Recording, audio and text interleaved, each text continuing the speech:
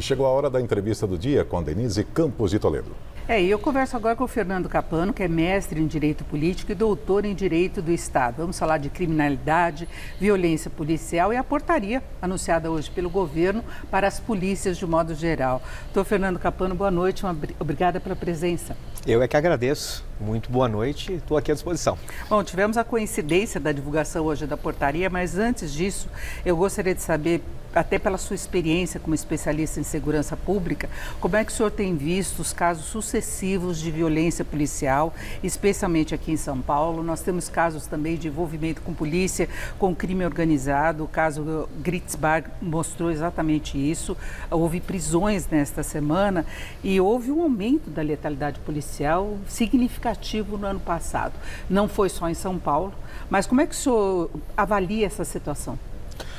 Olha, Denise, veja, nós precisamos, antes de mais nada, ponderar que estamos num cenário muito complexo de criminalidade, né? A criminalidade tem crescido bastante, isso é fato, não só aqui no estado de São Paulo, mas também no Brasil. E ela tem se aproveitado muito de algumas falhas do Estado, isso é fato. Mas eu costumo dizer também que quem age com raiva, quem age necessariamente contra a lei, quem necessariamente vai matar só por matar, é o bandido, né? Do agente do Estado, e aqui eu estou me referindo ao policial militar, ao policial civil, a quem está aí no cotidiano, né, das forças da segurança, você espera um mínimo de racionalidade. Então é óbvio que é preocupante esse aumento da letalidade, porque afinal de contas não é admitindo a possibilidade de agir com violência por parte do Estado que nós vamos equacionar esse problema que é tão grave, que é o problema dessa criminalidade cada vez mais aí aparelhada, né? No que diz respeito aos desvios, né, e hoje a gente tem visto alguns desses desvios aí vindo à tona, envolvimento aí de algumas pessoas aí no âmbito da Polícia Civil, da própria Polícia Militar aqui no estado de São Paulo, isso tem sido divulgado de maneira muito ampla, né? Me parece que a gente precisaria cada vez mais compreender que os órgãos correcionais, né, a Corregedoria da Polícia Militar, a Corregedoria da Polícia Civil precisam ter autonomia funcional e autonomia financeira para que, de fato, eles possam coibir que uma parcela que, graças a Deus, ainda é uma parcela pequena, né, tanto do efetivo da Polícia Civil como do efetivo da Polícia Militar, que essa parcela de pessoas que se desviam desse caminho sejam rigorosamente punidas, né? Não se espera, como disse, não se espera que nós tenhamos pessoas dentro da Polícia Militar ou mesmo dentro da Polícia Civil que ajam contra a lei, ou com violência ou ainda praticando atos de corrupção. Isso precisa ser severamente punido.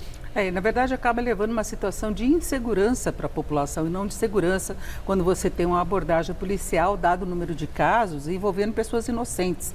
Não se fala aqui só de letalidade em confrontos com bandidos. Se trata em abordagens de dia a dia, né? Aquela situação absurda que nós vimos o policial jogando um rapaz pela ponte, da ponte, tiro porque a arma já estava engatilhada, abordando jovens. Então, tem todas essas situações que deixam a pessoa insegura, o cidadão inseguro com relação à polícia. Na verdade, segurança pública, ela precisa ser compreendida não como atos, digamos assim, comissivos ou, eventualmente, aquele policiamento mais ostensivo. Antes de mais nada, segurança pública é necessariamente uma sensação. Nós precisamos andar nas ruas e ter uma sensação de segurança. Isso vale para qualquer pessoa, né? E me parece que as pessoas perdem um pouco essa confiança na instituição policial a partir do momento em que elas veem esse tipo de episódio acontecer e, obviamente, ser divulgado aí amplamente na imprensa, né? Então, me parece que é um poder-dever do governador, do secretário de Segurança Pública e de todos os comandos e de todos os gestores da nossa segurança a garantir que a gente ande nas ruas e a gente ande com um mínimo de segurança. Vamos pegar aqui o exemplo da própria Avenida Paulista, não é verdade?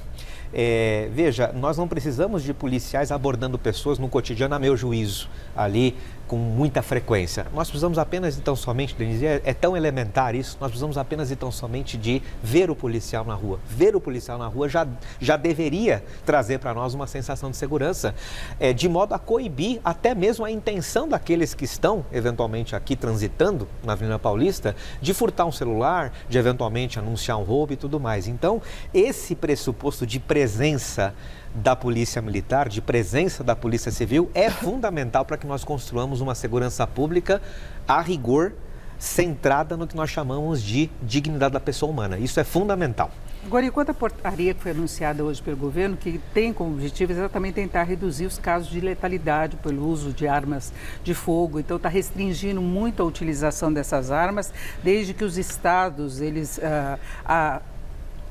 concordem com essas determinações e são aqueles que usam o Fundo Nacional de Segurança Pública e o Fundo Penitenciário Nacional. Se os estados discordarem do que foi determinado pelo Ministério da Justiça, eles não vão poder recorrer a esses recursos. O senhor acredita que por aí se possa reduzir a letalidade policial? Porque há restrições do uso de arma. A cada 2 anos se terá de verificar a condição de o policial continuar utilizando as armas, fazendo testes técnicos e psicológicos também. Não é para abordar as pessoas já com a arma, dar tiro apenas de alerta. São algumas das restrições colocadas. Olha, é óbvio que qualquer norma que tencione equacionar este problema da letalidade é bem-vinda, isso é fato. Nós precisamos partir, sim, desse pressuposto que a polícia não sai às ruas para matar. Aliás, eu tenho aí cerca de quase 30 anos no cotidiano da tutela jurídica de policiais e eu nunca conheci, de verdade, Denise, nenhum policial que sai às ruas dizendo assim, olha, hoje eu vou matar. Isso é uma compreensão equivocada que a gente tem. Então, é óbvio que a normativa ela é bem-vinda. Agora, nós precisamos considerar circunstâncias muito peculiares de cada local do Brasil em que o crime se organiza de determinada maneira X, Y ou Z, e, eventualmente, também centrar os esforços, não apenas e tão somente no input final da segurança pública, e sim perceber que nós temos também que investir, por exemplo, no ser humano policial. Nós precisamos necessariamente partir do pressuposto que policiais mais bem treinados, mais bem pagos, mais bem remunerados e com mais respaldo institucional dos seus comandos, tendem necessariamente a produzir melhores práticas de policiamento. Então, não adianta a gente só apostar na redução da capacidade de fogo, é um elemento fundamental, claro que é, mas na redução da capacidade de fogo no final daquilo que a gente entende como serviço de segurança pública, sem a gente ter um olhar todo especial para cada homem e para cada mulher que está no cotidiano da segurança, fazendo aí o máximo de esforço possível para sair vivo de casa e chegar vivo para suas famílias. Isso é fundamental. Tem esse problema também da letalidade, da morte dos policiais também, em outros tipos de confrontos. Agora, a impressão que fica em vários desses casos é a falta de preparo psicológico, de treinamento, talvez até de maturidade na atividade profissional para esses policiais conseguirem lidar com mais calma em determinadas situações. A impressão é que eles entram em desespero e não avaliam as consequências. Aquele estudante de medicina que foi morto, não é? Ele estava deitado no chão, ele não tinha arma, ele levou um tiro que foi letal. Então, tem essa questão de preparo, não? É por essa razão que eu não acredito no discurso do enfrentamento pelo enfrentamento. Essa é a questão. Eu imagino que a gente precise, por exemplo, antes de mais nada, nos perguntar, será que aqui no estado de São Paulo nós temos de fato um serviço de psicologia voltado ao policial militar que realmente o atende, que realmente faz com que ele tenha preparo psicológico mais aperfeiçoado para estar no cotidiano das suas funções? E eu já lhe digo qual é a resposta. Não. O serviço de psicologia, hoje no âmbito da Polícia Militar, por exemplo, ele é fantástico, ele é muito bom, mas ele é absolutamente insuficiente para atender 90 mil homens e mulheres que estão aí no cotidiano das nossas ruas. Então, antes da gente imaginar que a resposta se circunscreva apenas e tão somente a reduzir o poder de fogo da polícia, e certamente, repito, é um elemento, a gente precisa falar, esses policiais não deveriam eventualmente estar melhor preparados do ponto de vista psicológico, como você mesmo ponderou? Fato. Para isso acontecer, tem que ter investimento, tem que ter todo um amparo que, infelizmente, a gente não consegue ver. Agora, é óbvio, tudo isso é serviço de bastidor que talvez não renda grandes manchetes, grandes matérias, grandes propagandas para o governo. Mas o governo precisa ter esse olhar também. Com certeza. Inclusive, já me chamou a atenção o número de suicídios de policiais, que é uma outra face dessa mesma situação. Agora, para fecharmos, o governo também baixou uma portaria em que ele deve sinalizar com a criação de uma estratégia única de combate ao crime organizado. Isso também é fundamental para essa segurança que nós esperamos, né? Imagino que sim. É importante que nós tenhamos aí, em alguns casos, certas características uniformes no âmbito do Brasil todo, desde que nós não percamos de vista que o crime organizado se organiza de maneira distinta em locais distintos do Brasil, porque o Brasil não é um Brasil só, o Brasil é um Brasil de vários Brasis.